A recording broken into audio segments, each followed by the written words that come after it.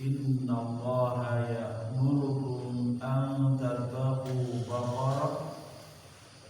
Qalu wa tattakhiduna huzwa. Qala a'udzu billahi an akuna minal jahilin. Wa qala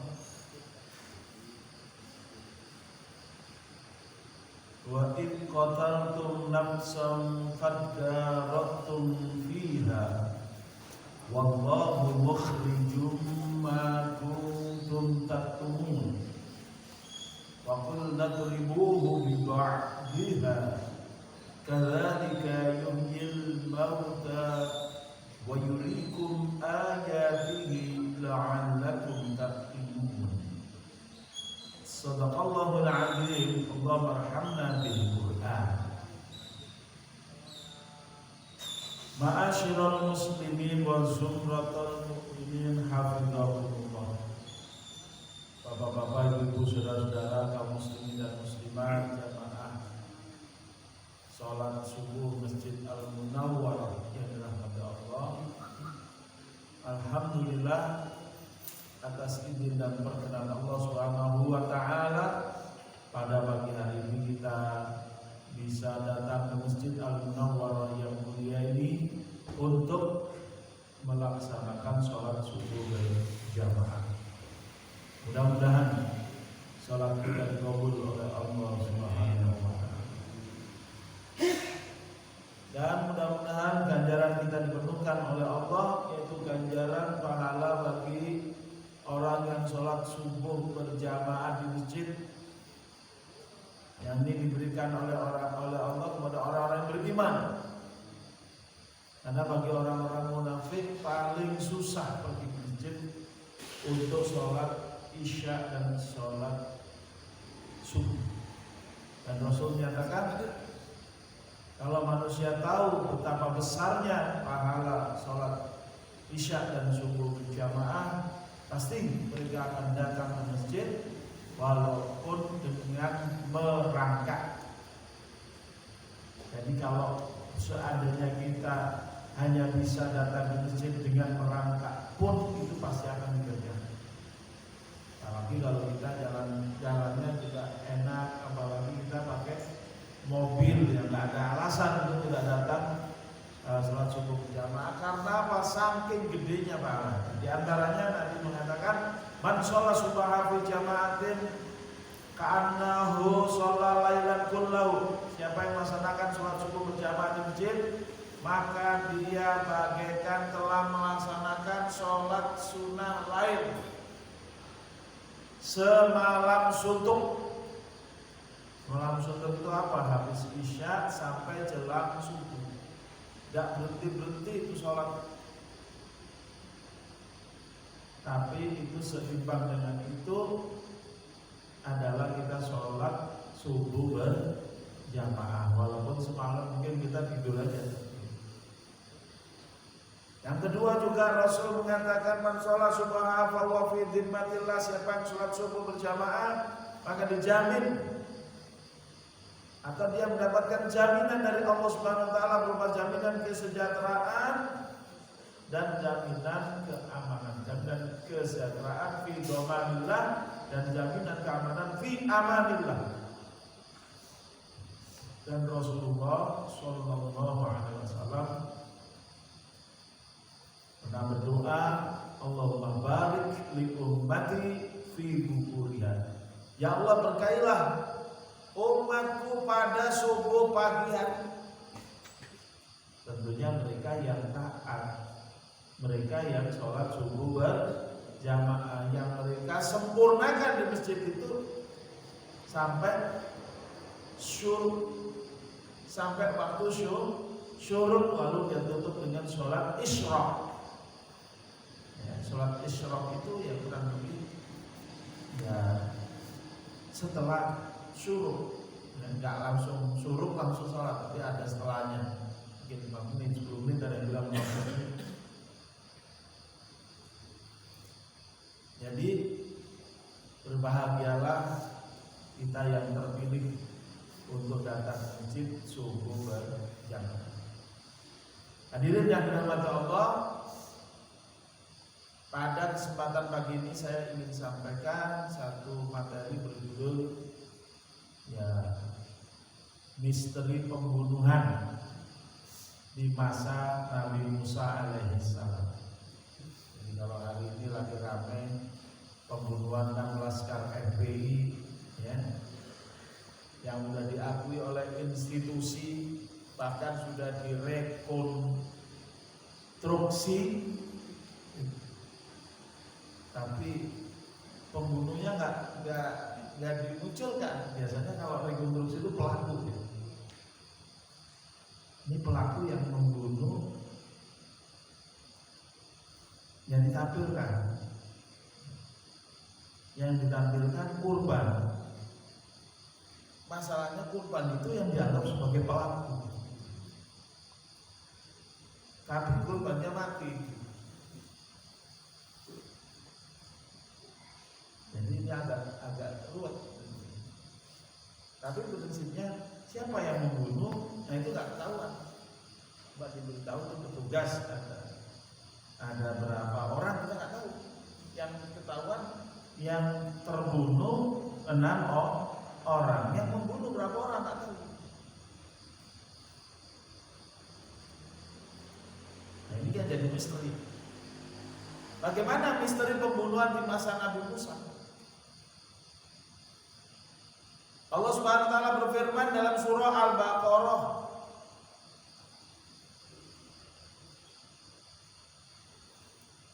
wa in qataltum nafsan faddaraktum fiha wallahu mukhrijum ma kuntum taktumun faqulna dribuhu bi ba'dihha kadzalika yuhyillahu al-mauta wa yuriikum ayatihi la'allakum ta'qilun.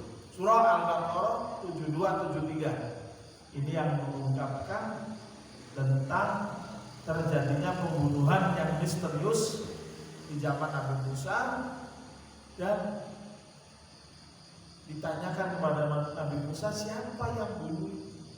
Karena Nabi Musa itu adalah manusia paling pintar pada waktu itu, yang bisa menjawab segala macam persoalan. Karena Nabi Musa itu kalimullah, orang yang bisa langsung bicara dengan Allah Subhanahu wa ta'ala. Jadi kalau Nabi Musa nggak tahu ya langsung tanya pada Allah As-Sami'ul Alim, yang maha mendengar lagi maha mengetahui.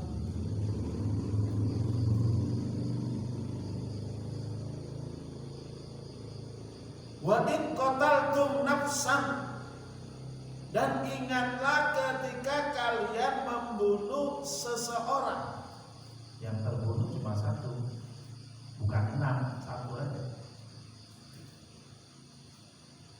Ayutskuru ya bani Israila hina qataltum nafsan. Artinya ingatlah oleh kalian ya Bani Israel. Bani Israel yang diajak bicara oleh Quran ini adalah Bani Israel yang ada di kota Madinah. Banyak Bani Israel di kota Madinah. Ada kurang lebih 4 suku. Ada Bani Qainuqa, ada Bani Nadir, ada Bani Quraidah, dan ada Yahudi Khaybar.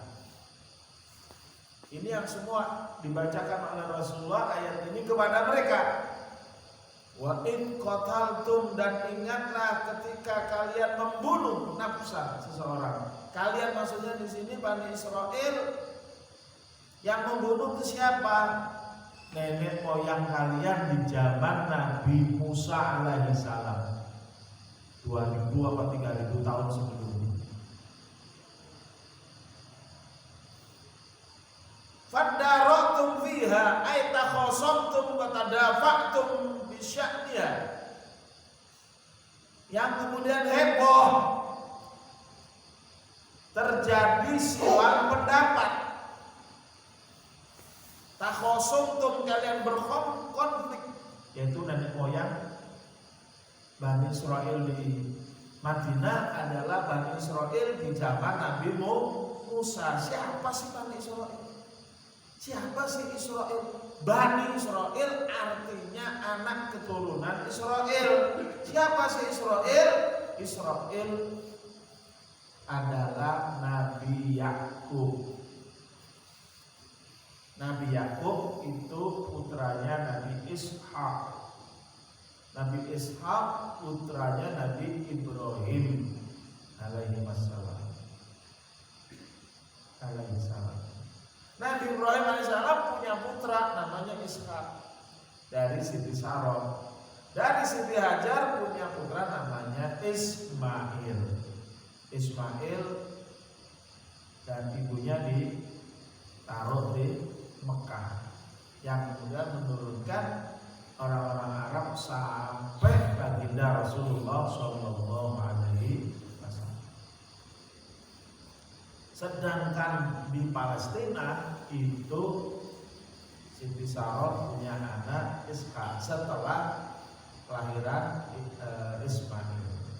Tadinya nggak punya anak, akhirnya suruh nikah lagi, ya, dengan Hajar. Nah, setelah padahal yang dulu Sarah, ya, setelah Hajar hamil, mulai muncul rasa ya biasa kalau ibu gitu kan. Nah, akhirnya dibawa pergi ke Mekah, jauh. Nah, dari Ishak punya anak Yakub. Yakub punya 12 anak, ya, di antaranya Yusuf.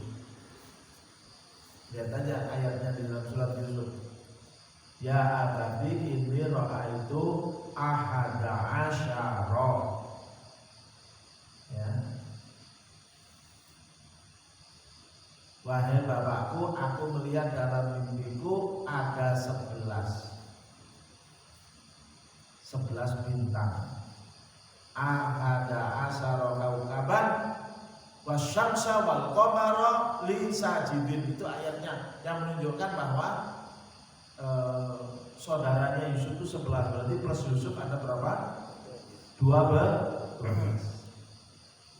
Makanya juga Nabi Musa ketika pakai tongkatnya dipukulkan ke batu, idrib bi asokal hajar fam fajarat min husnata asyrota ainan.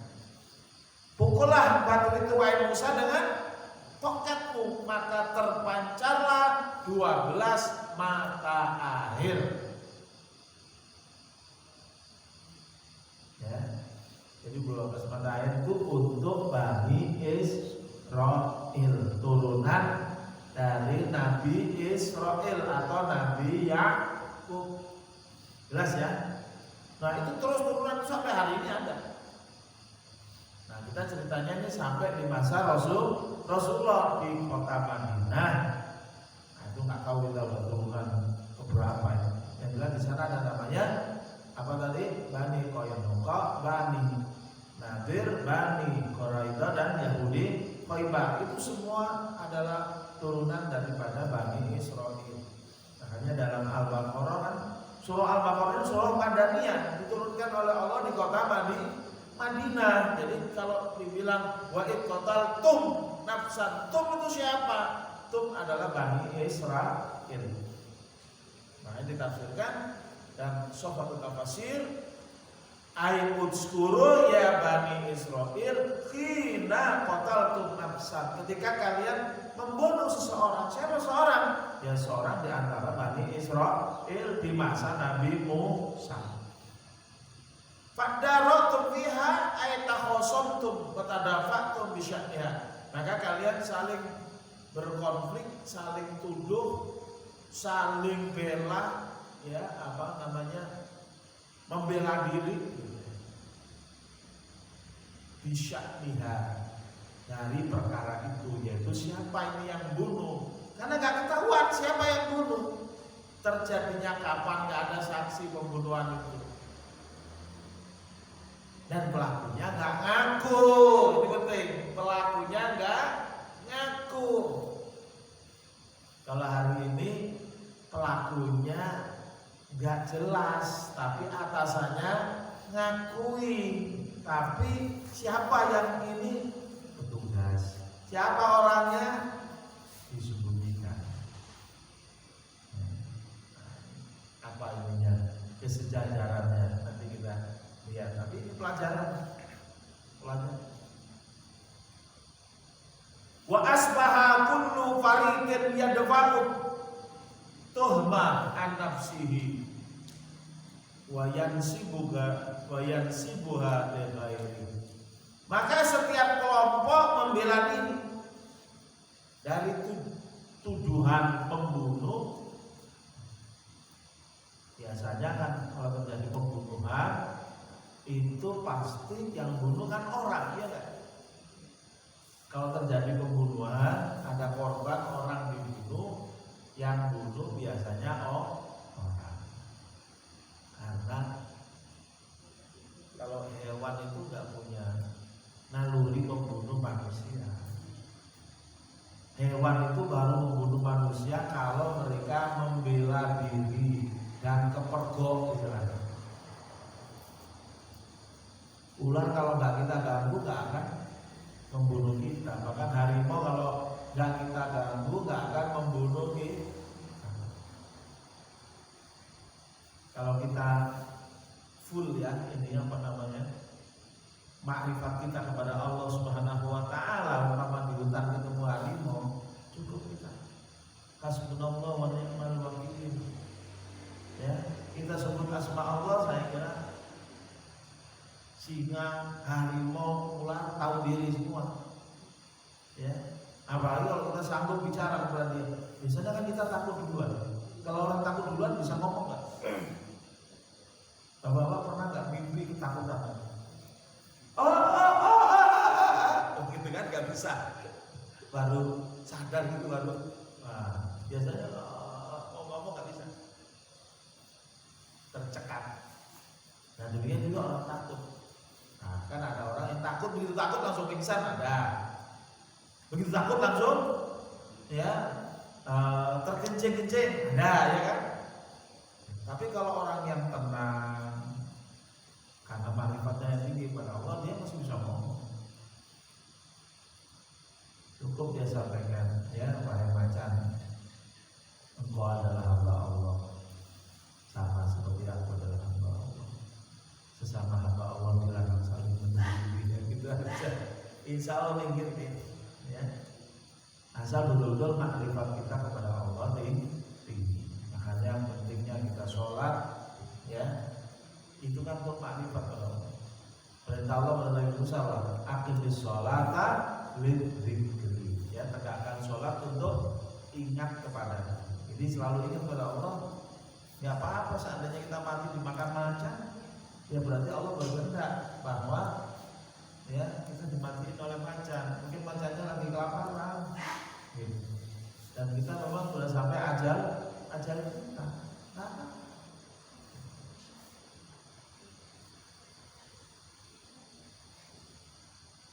Jadi waktu itu saling tuduh, saling lempar. Ibaratnya buat sekarang keterangan polisi begini, keterangan FBI begini.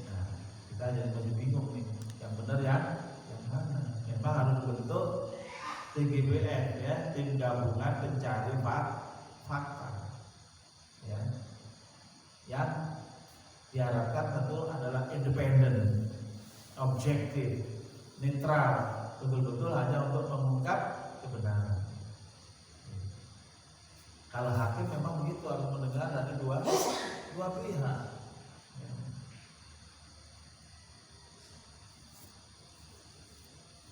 Nah ceritanya begitu, heboh lah Bani Israel pada waktu itu atas terjadinya pembunuhan seseorang. Wallahu mukhrijum ma kuntum taktumun, dan Allah mukhrijun ma kuntum taktumun. Allah mengeluarkan, maknanya mudhirun. Allah memperjelas kasus itu yang tadinya saling tuduh, saling bela diri, ya saling ngeles, ya. Nah, ini kan nggak jelas jadinya, rancu. Ya.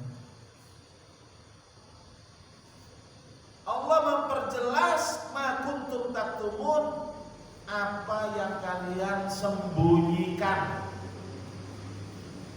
Apa yang saling disembunyikan dari kalangan Bani Israel. Karena pembunuhnya udah pasti orang, tapi siapa orangnya? Setiap kaum membela diri. Jadi kalau waktu itu kalau ada misalnya seseorang yang membunuh, dari mana dia? Bani apa dia? Bani Fulan, maka Bani Fulan itu bertanggung jawab menyerahkan orang yang membunuh. Kalau enggak, perang dengan Bani Fulan.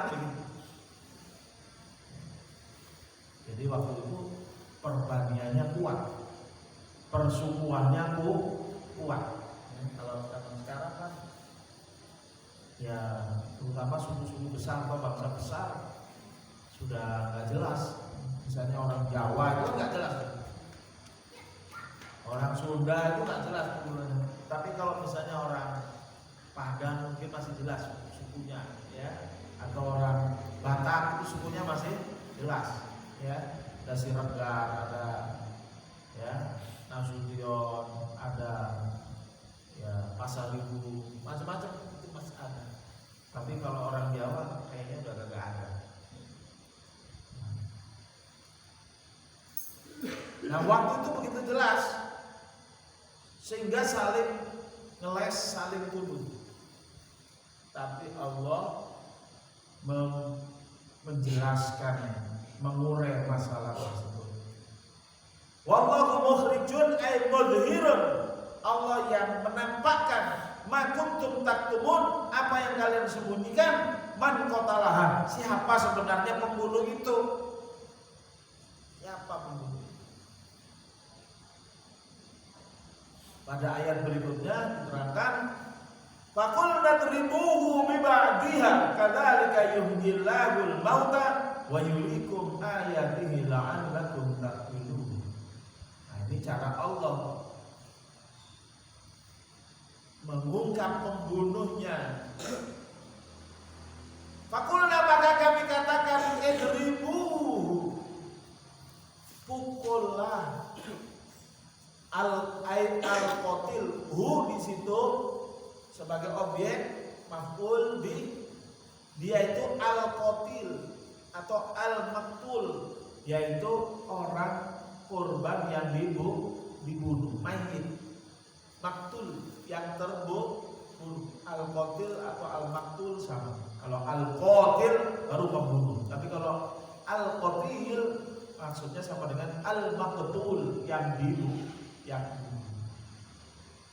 Dipukul dengan apa? Bibakdiha, dengan sebagiannya. Nya itu apa? Baqarah. Ingat pada ayat sebelumnya yang saya bacakan tadi, Nabi Musa berkata kepada kaumnya, innallaha ya'murukum an tadbahu baqarah. Sesungguhnya Allah memerintahkan kepada kalian wahai Bani Israel untuk menyembelih sapi betina. Al-Baqarah itu sapi betina. Kemudian Bani Israel nanyain begini begitu, warnanya apa, itunya apa. Hampir-hampir mereka nggak bisa menemukan barangnya, itu nggak bisa menemukan. Nyari sapinya itu hampir-hampir nggak bisa.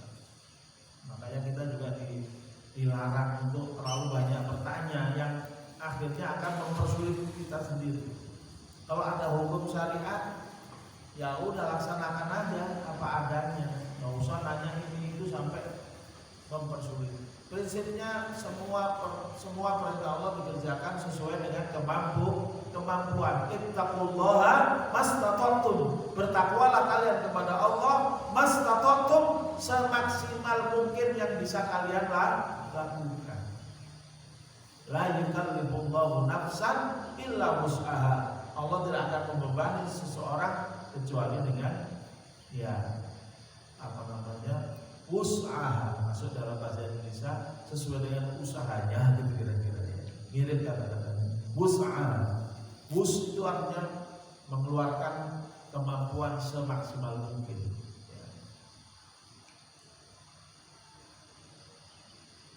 Fadaraba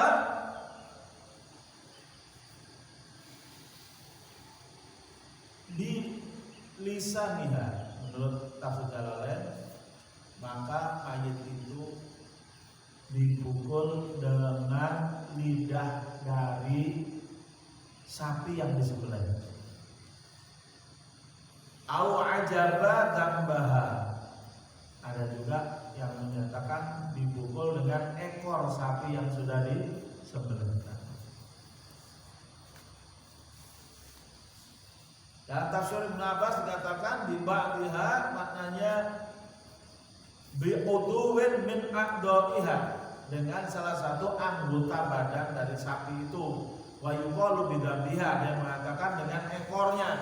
Wa yuqalu bilisaniha, yang mengatakan dengan lidahnya.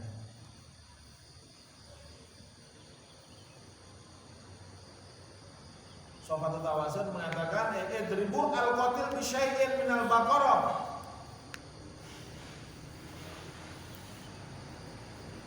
yaitu dipukul dengan salah satu bagian dari sapi betina. Ya, istilahnya ini zamannya udah ribuan tahun yang lalu ya, dari zaman Nabi Muhammad aja udah ribuan tahun, apalagi dari zaman kita. Sekarang kita dengan zaman Nabi Muhammad kan sudah tahun 1442 Hijriah. Hijriah itu berarti Rasulullah hijrah. Rasulullah itu hijrah dalam usia 5. Rasulullah kan jadi Rasul umur 25 ya. Di kota Mekah itu 13 tahun. 25 tambah Rasulullah umur 25. 40 jadi Rasul. Salah, kawinnya umur 25. 40 jadi Rasul tambah 13 ini 43. Jadi kalau sekarang 4 ya, kalau zaman Rasulullah ya jelas 1442 tahun yang lalu ketika Rasulullah sudah di kota berhijrah dan menjadi kepala negara di kota Madinah.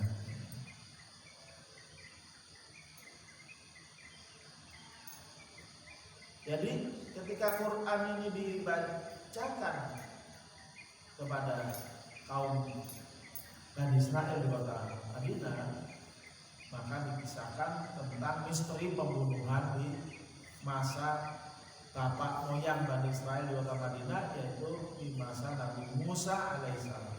Setelah mayat itu dipukul dengan salah satu bagian dari badan sapi yang Allah perintahkan melalui Nabi Musa agar mereka menyembelihnya, maka fahayya, mayit itu bangun, mayit itu hidup. Ini cara Allah mengungkap misteri pembunuhan. Yang terbunuh korban itu bangun, itu hidup. Jadi hati-hati, jangan coba-coba melakukan pembunuhan. Karena sudah ada di zaman Nabi Musa, orang heboh, satu kota heboh, ini siapa yang membunuh, masing-masing suku saling menuduh, ya, saling ngeles, nggak ada yang ketahuan. Nanya kepada Nabi Musa minta kepada Allah bagaimana solusinya atas misteri ini. Allah perintahkan innallaha ya'murukum an tadhbahu baqarah. Allah perintahkan agar mereka menyembelih sapi betina, bukan anak, sapi betina. Nah, kemudian dari sebagian sapi betina itu dipukulkan kepada mayit tadi. Lalu mayitnya hidup. Wahayya. Waqala, lalu mayitnya ngomong, qatalani fulanun wa fulanun libnai ammi. wa mata.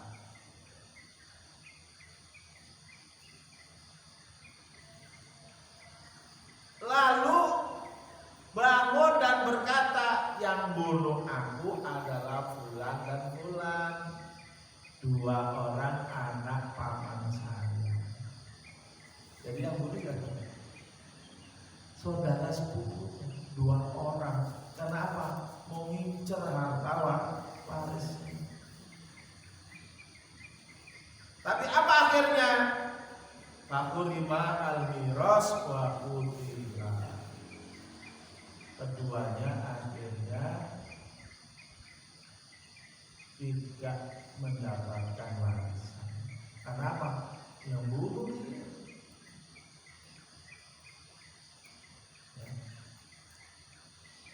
Wa qutila, dan akhirnya dia dihukum bunuh.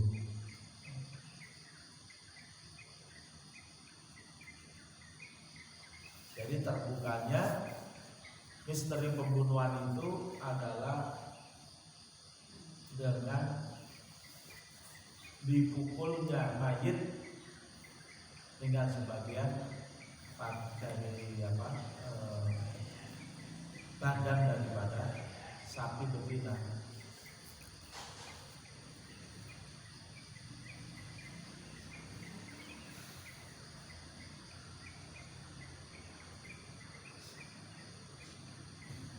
Nah, lalu Allah menyatakan, kadzalika yuhyillahul mauta. Demikianlah Allah menghidupkan orang mati. Jadi pada waktu itu ditunjukkan ya bahwa orang mati itu bisa hidup. Jadi zaman Nabi Musa itu ditunjukkan, nih orang mati bisa hidup dengan dihukum, diperintahkan oleh Allah untuk menyembelih anak sapi. Lalu di mana kalau